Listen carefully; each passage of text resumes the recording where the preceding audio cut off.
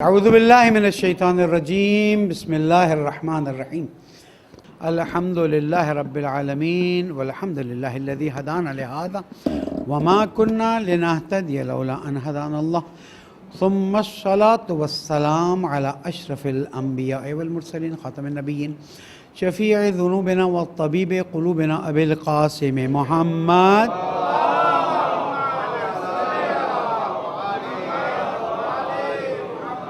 وعلى أهل بيته الطيبين الطاهرين المعصومين المظلومين الذين أذهب الله عنهم الرجس وطهرهم تطهيرا.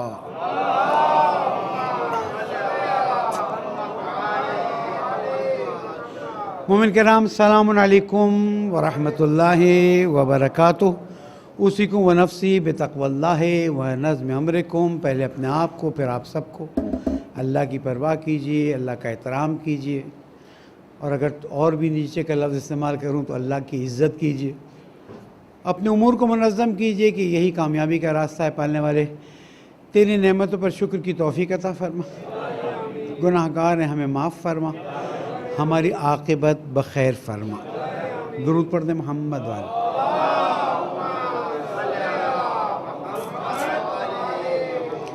ان تمام ایام کی ولادتوں کی مبارکباد پیش کرتا ہوں، اور انشاءاللہ آہستہ آہستہ 13 رجب کی طرف آگے بڑھ رہے ہیں. اور ظاہر ہے کہ 13 رجب وہ تاریخی دن ہے کہ جب خانہ کعبہ میں تنہا مولود کعبہ امیر المومنین علی بن ابی طالب علیہ السلام تشریف لائے تھے.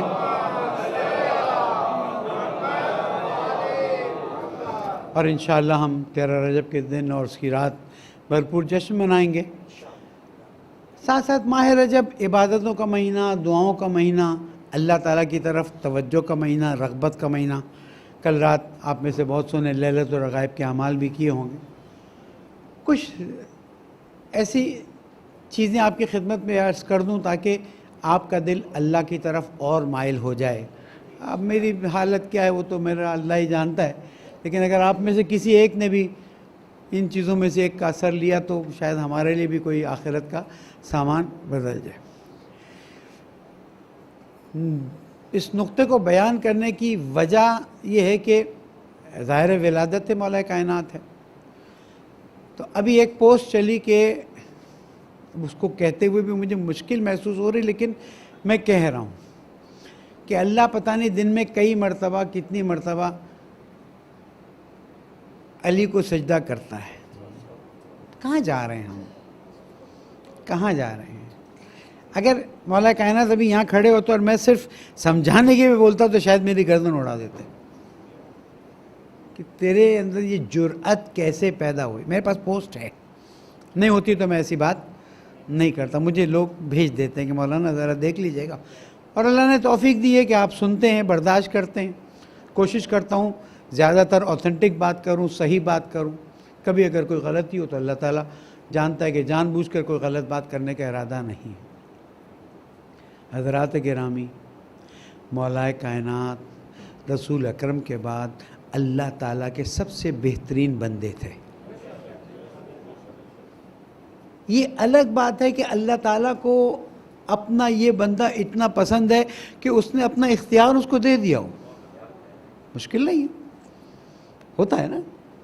ایک شخص عبادت کے اس کمال پر پہنچتا ہے کہ میں نے اس دن حدیث سنائی تھی نا کہ اللہ تعالیٰ فرماتا ہے جب تم واجبات انجام دیتے ہو تو میں تمہیں پسند کرتا ہوں، اور جب تم مستحبات انجام دیتے ہو تو تم مجھ سے نزدیک ہو جاتے ہو. تم نہیں دیکھتے میں دیکھتا ہوں، تم نہیں بولتے میں بولتا ہوں، تم نہیں سنتے میں سنتا ہوں، تمہارا ہاتھ کام نہیں کرتا. وہ میرے جیسے چھوٹے آدمی، آپ جیسے محترم آدمی کے لیے اگر اللہ تعالیٰ نے ایسا کیا ہے تو جو امیر المومنین ہے اس کی حیثیت کیا ہوگی. میں یہ ابتدائی جملے اس لیے کہہ رہا ہوں کہ کوئی یہ نہ سمجھے کہ اچھا بھائی ان کا بھی عقیدہ وہی ہو گیا. نہیں بھائی، وہ عقیدہ ہے جو اللہ نے بتایا، جو رسول نے بتایا، جو ائمہ معصومین نے بتایا. اگر میرے مولا اللہ کی عبادت نہیں کر رہے ہوتے تو قرآن کی ایک آیت منسوخ ہو جاتی. انما ولیکم اللہ والرسول والذین آمنوا الذین یقیمون الصلاۃ. کس کی نماز پڑھتے تھے میرے مولا؟ وَيُؤْتُونَ الزَّكَاةَ زکوٰۃ ادا کرتے تھے، وہم راکعون، ایسی حالت میں کہ وہ رکوع میں ہوتے تھے۔ اللہ تعالیٰ نے اس آیت کو نازل کر کے واضح کر دیا کہ علی میرا بندہ ہے، لیکن ایک ایسا بندہ ہے جسے میں بہت چاہتا ہوں۔ پوچھا گیا کہ یہ آیت کن کن لوگوں میں، کیونکہ آیت جمع ہے، اللہ ولی ہے تمہارا، رسول ولی ہے، اور والذین آمنوا، وہ جو ایمان لائے، تو اللہ پر علی علیہ السلام ایمان لائے نا۔ الذین یقیمون الصلاۃ، جو نماز قائم کرتے ہیں، اتنے سارے، وہ یؤتون الزکوٰۃ، زکاتیں دیتے ہیں، جبکہ وہ رکوع کی حالت میں۔ جب پوچھا گیا رسول اکرم سے کہ یہ کس کی شان میں نازل ہوئی، کہا دیکھو وہ جو شخص جس نے ابھی رکوع میں زکوٰۃ دی ہے اس کی شان میں نازل ہوئی ہے۔ کہا وہ تو ایک انسان ہے، کہا انسان ایک ہے لیکن عمل اس کا انسانیت جیسا ہے۔ میں اپنی طرف سے آ کر واہ واہ کرانے کے لیے، چہچہ کرانے کے لیے اپنی باتیں ڈال دوں، اللہ کو بھی قبول نہیں، رسول کو بھی قبول نہیں، امیر المومنین علیہ السلام کو بھی قبول نہیں، 12 اماموں میں سے کسی کو قبول نہیں۔ کیوں؟ اس لیے کہ توحید کا عروج ہمیں اہل بیت علیہ السلام سے ملا، توحید کا کمال ہمیں مولا کائنات سے ملا، یعنی رسول اکرم نے دیا، مولا کائنات نے ہمیں سمجھایا۔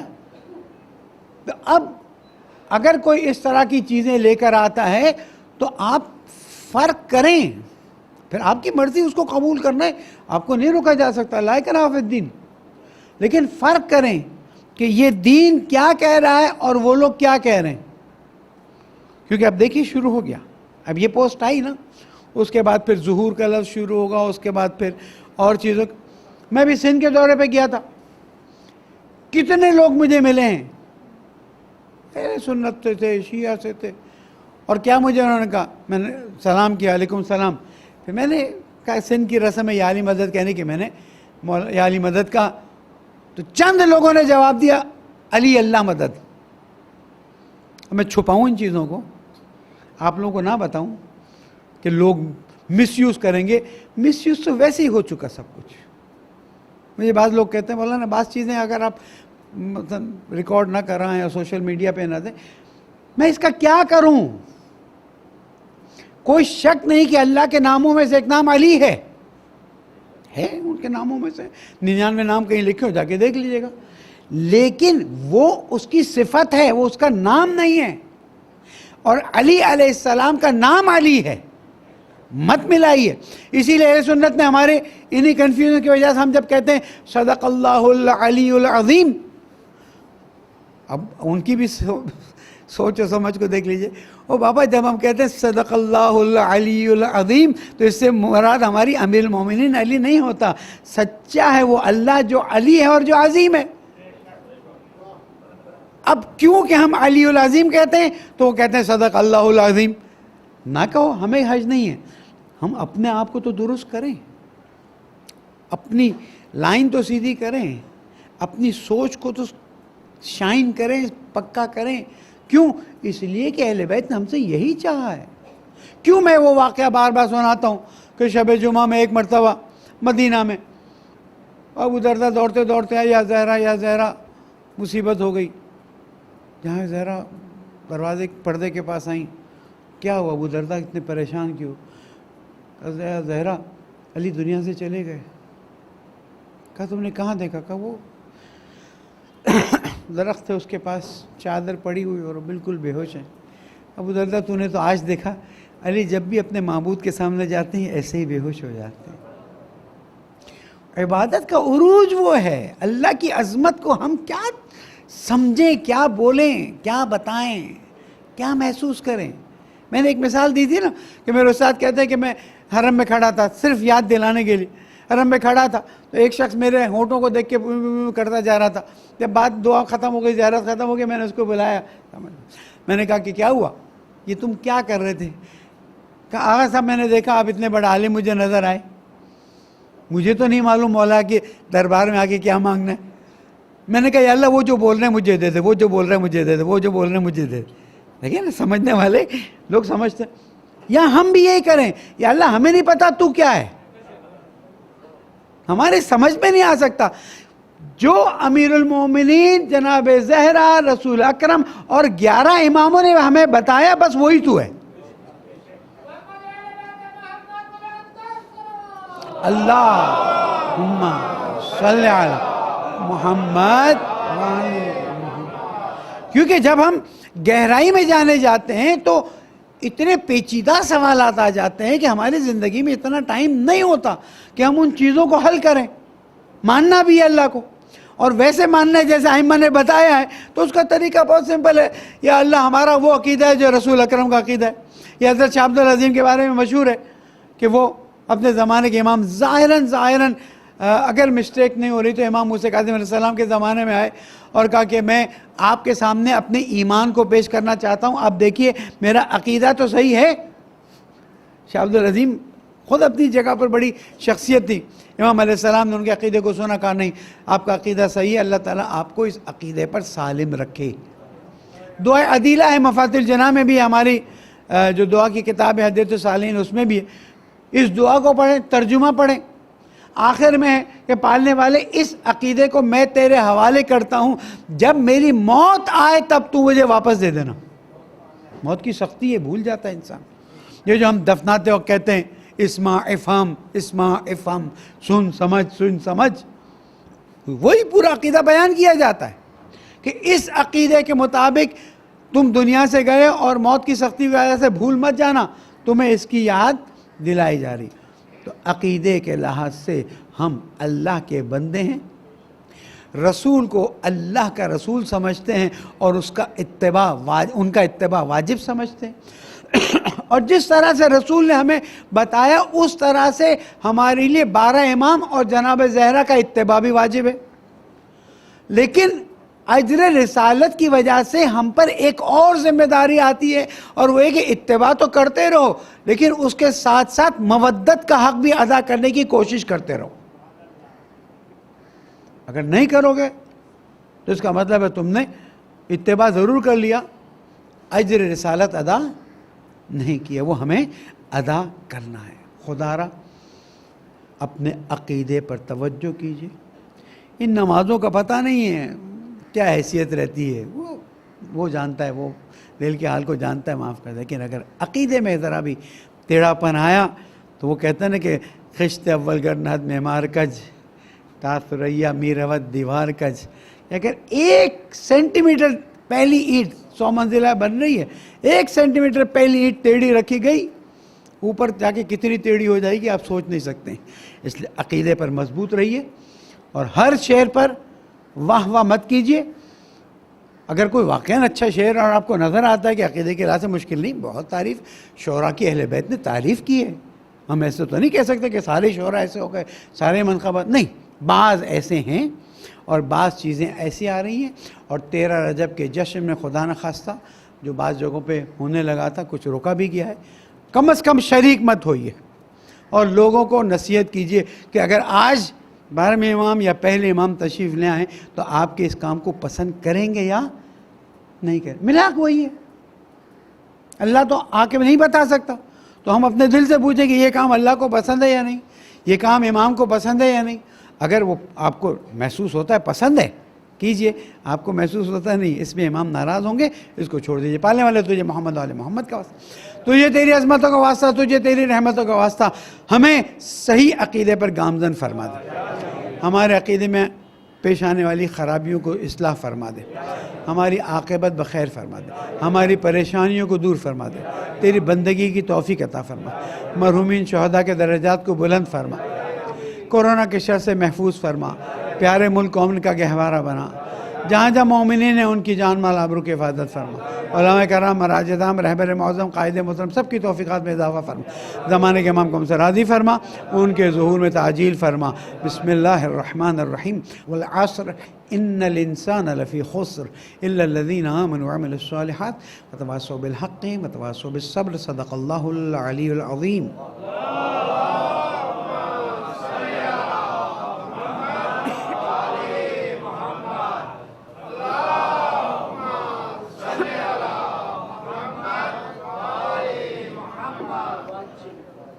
اعوذ باللہ من الشیطان الرجیم. بسم اللہ الرحمن الرحیم. مومنین تقوی اختیار کیجئے کہ یہی کامیابی کا راستہ ہے۔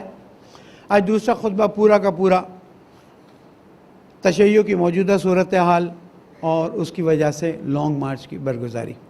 اللہ تعالیٰ ان تمام لوگوں کو جزائے خیر دے کہ جس نے جس طریقے سے بھی عزاداروں پہ آئی ہوئی اس مشکل کو آسان کرنے کے لیے لانگ مارچ کا ساتھ دیا۔ پالنے والے ہم سب کی طرف سے اس ذمہ داری کو ادا کرنے میں ہماری مدد فرما اور ہم سے یہ قبول فرما۔ 40 تک ایف آئی آریں کٹتی رہیں، محرم میں ایف آئی آر کٹی، عاشورہ کے بعد ایف آئی آریں کٹی، 40 پر بھرپور ایف آئی آریں کٹی۔ اور ایف آئی آر کس چیز پہ کٹی؟ ایف آئی آر اس چیز پہ کٹی کہ 800 لوگ ایک گاؤں ہے وہاں سے چل کے جلوس میں جا رہے تھے، سب کے پاس خنجر تھے۔ ایک اور گاؤں سے مثلا 9000 لوگ جلوس میں شرکت کے لیے پیدل جا رہے، یعنی جلوس میں پیدل جانا، مجلس عزا برپا کرانا، سبیل لگانا، گھر میں مثلا علم تابوت رکھے تھے لے کے نکلے کہ ہم ماتم کرتے ہوئے محلے سے واپس آ جائیں گے، یہ ساری چیزیں اس بات کا باعث بن رہی تھیں کہ عزاداروں پہ ایف آئی آر کٹیں۔ ایف آئی آر کی تعداد تو 100 سے اوپر تھی، پھر بعد میں 80 کے قریب عزاداری کی ایف آئی آریں تھیں، باقی دوسری ایف آئی آریں تھیں۔ ان 80 کے قریب ایف آئی آروں میں ایک ایف آئی آر میں تقریباً 8000 سے زیادہ لوگ نامینیٹڈ تھے اور دوسری ایف آئی آر میں 9200 سے زیادہ لوگ نامینیٹڈ تھے۔ میں اور آپ کراچی میں رہتے ہیں اس لیے ہمیں اتنا پتہ نہیں چلتا، مسلسل فون آ رہے ہیں، خصوصاً مولانا ناظر تقوی جو شیعہ علماء کونسل سندھ کے صدر ہیں، مولانا ایف آئی آر کٹی ہوئی ہے، پولیس آتی ہے تنگ کرتی ہے، بار بار تنگ کرتی ہے، ضمانت کے لیے جاتے ہیں تو پیسے نہیں ہیں، یعنی 8000 لوگوں کی ضمانت کے پیسے 50,000 بھی اگر ایک کی ضمانت ہے تو کتنے چلے جائیں گے، کہاں سے نکالے جائیں؟ 9000 لوگوں کی ضمانت، اور پولیس کو موقع مل گیا، ایس ایچ او نے بھیج دیا، جا اس گھر پہ چلا جا، بول پکڑنے آ رہے ہیں، کچھ لے کے چلا جا، لے کے آ جا، دو چیزیں ہوتی۔ ہم نے اکتوبر کی ابتدا میں لانگ مارچ کا اعلان کیا تھا 2020، ہمیں ذمہ دار ایجنسیز کے لوگوں نے بلا کے ریکویسٹ کی کہ فیلاً اس کو، یہ آپ کا حق بنتا ہے آپ لانگ مارچ کریں، فیلاً تاخیر کر دیجئے۔ ہم نے کہا کہ آپ تو ظاہر سامنے نہیں آ سکتے، جو ذمہ دار ہیں وہ آ جائیں۔ حکومت سندھ کی طرف سے 3 ذمہ دار لوگ آئے، تصویریں موجود ہیں، ریکارڈ موجود ہیں، اخبار میں بھی آئے، اور انہوں نے اطمینان دلائے 15 اکتوبر کو کہ فیلاً آپ مؤخر کر دیجئے کچھ وجوہات کی بنا پر، ہم یہ ساری ایف آئی آر ختم کر دیں گے۔ اس لیے کہ کوئی کرمنل ریکارڈ تو نہیں ہے جس کی وجہ سے ایف آئی آر کٹی گئی۔ چلیں، مولانا ناظر نے میٹنگ بلائی اور کہا کہ چلیں حکومت کے اتنے ذمہ دار آئے ہیں، ہم اس کو کر لیتے ہیں۔ وہ 15 اکتوبر سے لے کر تقریباً جنوری کی ابتدا تک ہم فون کریں تو کوئی جواب نہ آئے، ہم درخواست دیں تو کوئی رسپانس نہ آئے۔ جنوری میں ہم نے طے کیا کہ اب کیونکہ لوگ بہت، یعنی ایک چھوٹی سی مثال ہے کہ رات مجلس منع کیا تھا، ایس ایچ او نے دوپہر کو بلا کے کہہ دیا مجلس مت کرنا ورنہ میں پرچہ کاٹ دوں گا، پرچہ کاٹ دیا۔ رات 2 بجے خواتین اور مردوں کو اٹھا کے جیل میں ڈال دیا، حوالات میں ڈال دیا۔ ان خواتین کا کیا قصور؟ جلوس کے انتظامات کرنے میں لوگ آگے آگے تھے، انہیں 4 شیڈیول میں ڈال دیا۔ آپ کو نہیں پتہ 4 شیڈیول کیا ہے؟ 4 شیڈیول ہے کہ اگر یہاں کا میں ہوں اور یہاں 4 شیڈیول میں ڈالا گیا ہوں تو یہاں سے باہر نکلنے کے لیے پولیس سے اجازت لینی ہوگی، واپس آ کے اطلاع دینی ہوگی۔ زندگیاں مشکلات کا شکار، لوگوں کی اپنی نوکریاں مشکلات کا شکار، ایک ایسا ماحول بنا دیا تھا سندھ میں۔ اس پہ آتا ہوں کہ کیوں بنایا گیا۔ تو جب جنوری میں ہم نے پھر حکومت سے کانٹیکٹ کیا، اس لیے کہ ہم کوئی ہر وقت مظاہرے کرنے اور لانگ مارچ کرنے اور دھرنے کے کوئی شوقین نہیں ہیں، لوگوں کو زحمت دیں۔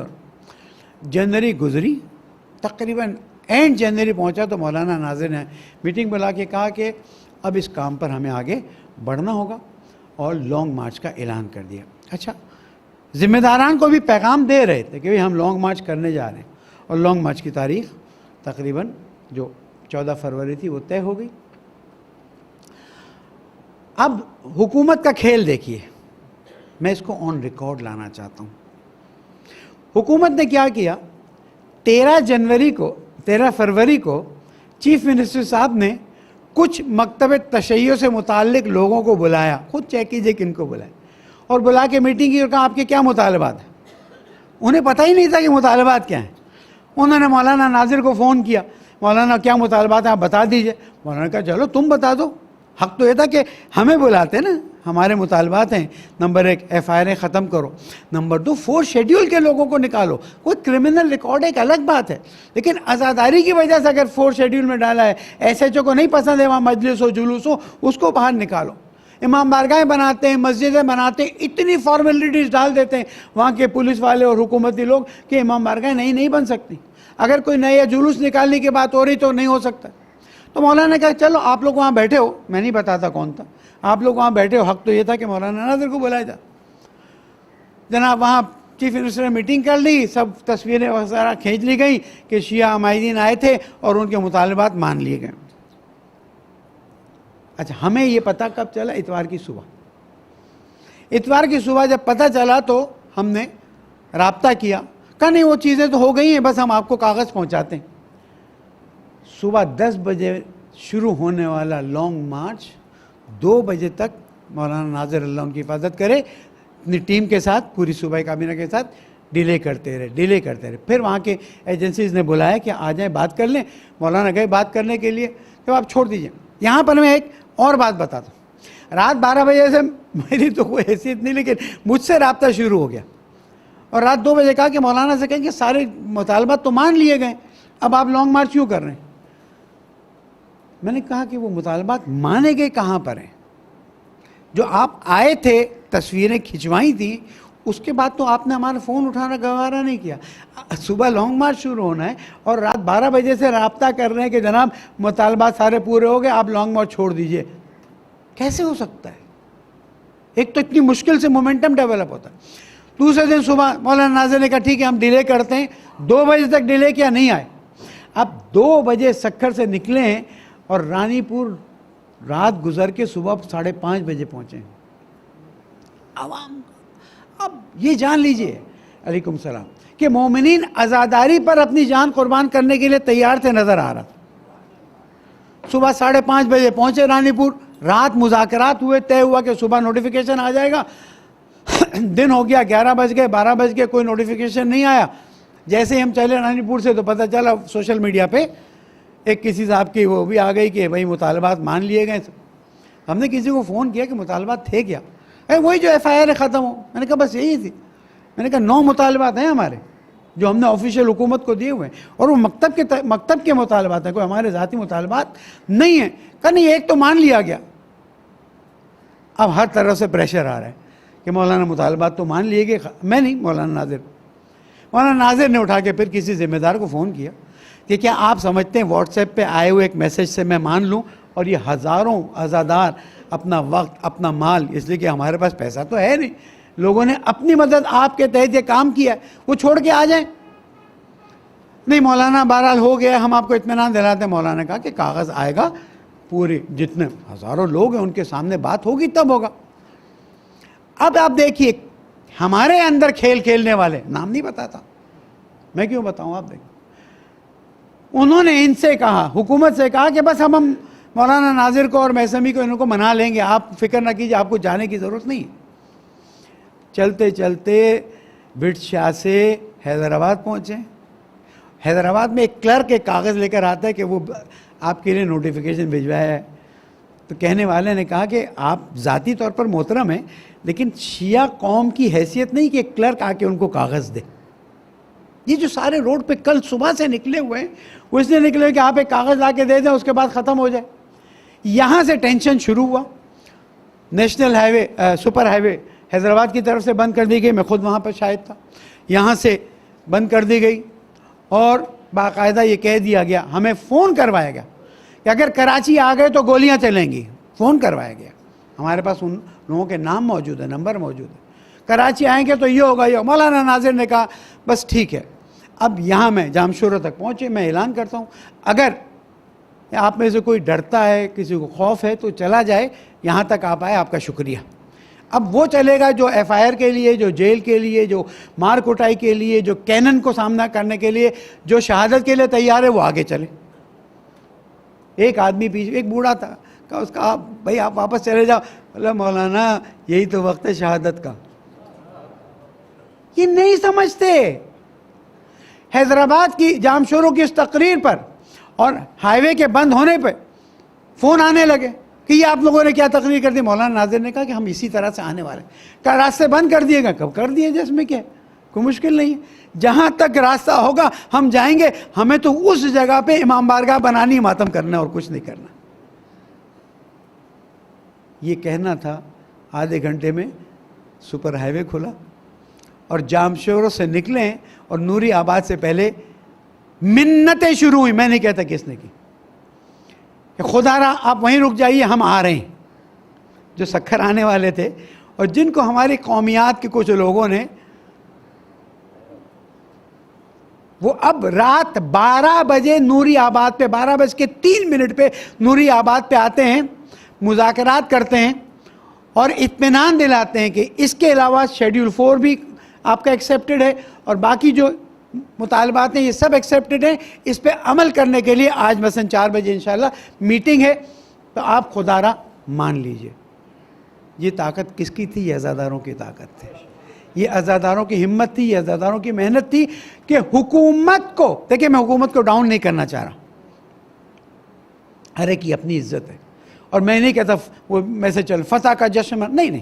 مومنین کا مسئلہ حل ہو گیا الحمدللہ, اس سے آگے ہم نہیں کہنا چاہ رہے. حکومت کو اس پوزیشن پہ پہنچانے والوں کا باقاعدہ مواخذہ ہونا چاہیے.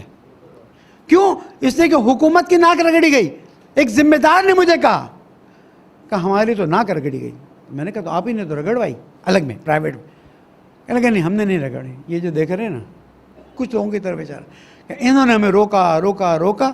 اور ظاہر ہے کہ جب آپ کراچی کی طرف آ رہے تھے, کراچی کے حالات اچھے نہیں تھے, تو ہمیں مجبوراً آنا پڑا. ہم نے کہا اگر آپ سکھر میں بھی آ جاتے نا اور سکھر میں آ کے صرف ہمیں بتا دیتے کہ ان تمام چیزوں پہ عمل ہو رہا ہے, ہم ضد نہیں کرتے. ہمیں صرف اطمینان چاہیے تھا کہ اب ایف آئی آریں ختم ہوں گی, اب 4 شیڈیول ختم ہوں گے, اب یہ جو الٹی سیدھی چیزیں ہو رہی ختم ہوں گی. ہمیں کیوں؟ اس لیے کہ اگر آج ہم اس پہ آواز نہیں اٹھاتے اور ہم چپ بیٹھے رہتے ہیں, پنجاب میں کام شروع ہو گیا ہے اور جگہوں پہ یہی کام شروع ہو گیا, اور اگلے سال آپ کے پولیس والے اور جرأت کے ساتھ یہ کام کرتے. لیکن الحمدللہ رب العالمین, اللہ تعالیٰ نے بہت مدد کی. امام علیہ السلام کی تائید تھی, اور مومنوں کا ایک عجیب, جس کو ہم کہنا کہ جمع غفیر تھا, کہ جو کوئی یعنی لڑکے بائکوں پہ جو وینز آئی تھی اس پہ لد کے پورا راستہ 2 رات 2 دن. میں نے سوچا یا مولا آپ کی محبت دیکھیے, ہماری کوئی حیثیت نہیں ہے. یہ لوگوں کی اہل بیت علیہ السلام سے محبت کا اظہار تھا, اور اس کا نتیجہ یہ ہوا کہ کل سے ہی ایف آئی آریں ختم ہونا شروع ہو گئیں, میسیجز آ رہے ہیں, ہم ریکارڈ رکھ رہے ہیں, اور آج باقی کاموں کے شیڈیول کو فائنل کیا جائے گا. جنہوں نے اس میں جس طرح سے بھی تعاون کیا ان کے لیے میں دعا کرتا ہوں کہ پالنے والے ان کی توفیقات میں اضافہ فرما دے, اور جنہوں نے خرابی پیدا کی ہے پالنے والے ان کی ہدایت فرما دے. میں آخری 2 جملے عرض کر کے پھر بات آگے بڑھاتا ہوں. مومنین یاد رکھیے گا, یہ نہیں ہو سکتا کہ اگر میری مسجد میں کوئی پرابلم ہو تو میں آواز اٹھاؤں, ورنہ میں چپ بیٹھوں. حضور اکرم نے فرمایا المومنون کالجسد الواحد, مومنین ایک بدن کی طرح ہے. اگر بدن کے ایک حصے کو اذیت ہو تو پورا بدن اذیت میں ہوتا ہے. یہ مزاج تبدیل کرنا ہوگا مجھے بھی اور آپ کو, کہ اگر سندھ ہے, بلوچستان ہے, KPK ہے, کہیں اور ہے, کسی گاؤں میں کسی مومن کو تکلیف ہے اور میں کہتا ہوں ٹھیک ہے وہ اس کی تکلیف ہے, نہیں. قرآن مجید میں اللہ تعالیٰ فرماتا ہے کہ جب مستضعف تمہیں پکارتے ہیں مدد کے لیے تو تم کیوں ان کی مدد نہیں کرتے ہو. وہاں تو باقاعدہ جنگ کا حکم آیا ہے, لیکن یہاں پر ہم صرف اتنا کہتے ہیں, جن لوگوں نے بے توجہی کی ہے وہ یاد رکھیں کہ یہ ایک پورا پیکج ہے عزاداری, جو محرم کے 10 دنوں میں کیا جائے گا, باقی دنوں میں کیا جائے گا, اور اس میں جو مشکلات پیدا ہوں گی ان مشکلات کا مقابلہ جیسے آپ لوگوں نے کیا جائے گا, تاکہ باقاعدہ طور پر عزاداری آگے بڑھتی رہے. اور حکومت کے لیے ایک پیغام ہے, آبادی تو حیدرآباد تک پہنچ گئی کہ ہم اپنی عزاداری صرف انہی علاقوں میں کریں گے؟ نہیں، بحریہ ٹاؤن ہے وہاں عزاداری ہوگی، ڈی ایچ اے وہاں ہوگی، آگے دوسرے پروجیکٹس بن رہے ہیں، عزاداری تو پھیلے گی جس طرح اسکول پھیلتے ہیں، کالج پھیلتی، مسجدیں پھیلیں گی، امام بارگاہیں پھیلیں گی. اس کو روکا نہیں جا سکتا، اور اگر اس کو روکا گیا تو انشاءاللہ اس سے بھی بہتر انداز میں ہم ٹکرائیں گے. ایک بار پھر تمام وہ لوگ، خاص کر میں دعا کروں گا قائد محترم کے لیے، مولانا ناظر تقوی کے لیے، ان کی پوری کابینہ کے لیے، اور سندھ کے تمام علماء جنہوں نے بھرپور شرکت کی، اور عوام کے جنہوں نے بے تحاشا زحمتوں کو برداشت کیا اور اس نتیجے کو لیا. پالنے والے تجھے محمد و آل محمد کا ان سب کو بہترین اجر عطا فرما، اور آئندہ بھی عزاداری کے مقابلے میں غلط کام ہونے والوں کا مقابلہ کرنے کی توفیق عطا فرما. پالنے والے تیری بندگی کی توفیق عطا فرما، ہمارے گناہوں کو معاف فرما، ہماری پریشانیوں کو دور فرما، جہاں جہاں مومن ہیں ان کی جان مال آبرو کی حفاظت فرما. پالنے والے تجھے محمد و آل محمد کا واسطہ 13 رجب کے دن ہمیں بہترین انعام عطا فرما. پالنے والے تجھے محمد و آل محمد کا واسطہ ماہ رجب شعبان رمضان میں بہترین عبادت کی لذت عطا فرما. پالنے والے بے گناہ اسیروں کو آزاد فرما دے. پالنے والے حکومت میں جو لوگ مومنین کے لیے مشکلات پیدا کریں ان کی ہدایت فرما دے. اے رب العزت زمانے کے امام کو ہم سے راضی فرما، ان کے ظہور میں تعجیل فرما. بسم اللہ الرحمن الرحیم. اذا جاء نصر اللہ والفتح ورأیت الناس يدخلون فی دین اللہ افواجا فسبح بحمد ربک واستغفرہ انہ کان توابا. صدق اللہ العلی العظیم.